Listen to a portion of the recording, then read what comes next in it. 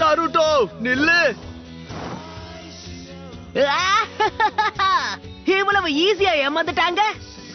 அப்படியா நருட்டோ?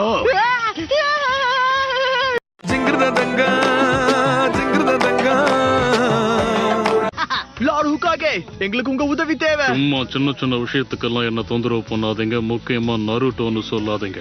விஷயம் நருட்டோவை பத்தி தான். அவன் ஸ்டோன் ஃபேசஸ் மேலேயே ஏறிட்டான். அவன் அது மேல எல்லாம் பெயிண்ட் அடிச்சு விளையாடிக்கிட்டு இருக்கான்.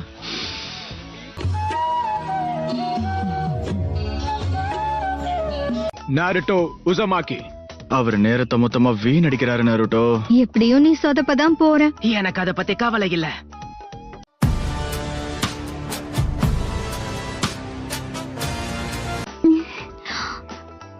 நருட்டோ, உன் பெஸ்ட் கொடு.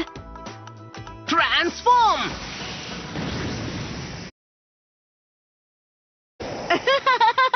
பாத்தீங்களா, இதுதான் என்னுடைய அழகான ஜுட்சு.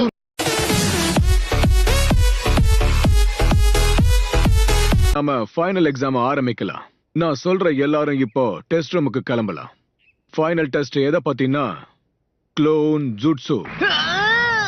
அதுலதான் நான் பயங்கரமா சொதப்பு வேறே. பிரமாதம். நான் இந்த டெஸ்ட்ல பாஸ் பண்ண போறதே இல்ல.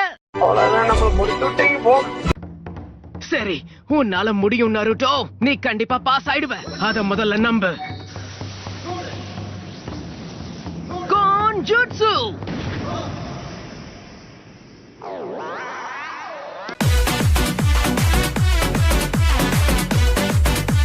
திரும்பவும் கேக்குறேன், உனக்கு அதே மாதிரி தான் போட்டோ எடுத்தாகணுமா? சொன்னது மட்டும் செய்யுங்க, எனக்கு அதே தான் வேணும். அப்புறம் என்ன குறை சொல்லக்கூடாது. எங்க சரி பாப்போம்.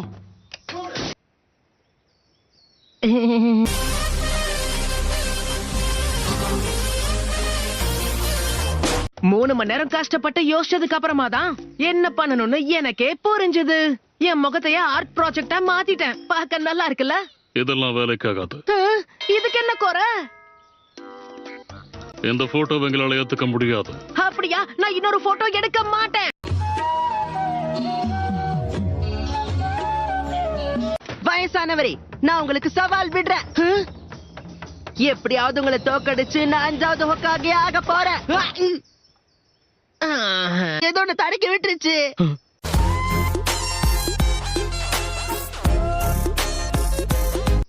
உண்மைய சொல்லு, நான் கீழே விழுந்ததுக்கு நீ தானே காரணம். உனக்கு தான் சரியா இன்னும் நடக்க கூட தெரியல. என்ன பண்ற? ஒழுங்கு மரியாதையா கோனாஹமருவை விட்டுரு. அவர் வேற யாரும் இல்ல, 3வது ஹொக்காகேவோட அன்பான பேரன். 3வது ஹொக்காகே என் தாத்தான்னு தெரிஞ்சது இப்ப உனக்கு நடுங்குது இல்ல? நீ யாருடைய பேரனா இருந்தா எனக்கு என்ன? இந்த வாங்கிக்க.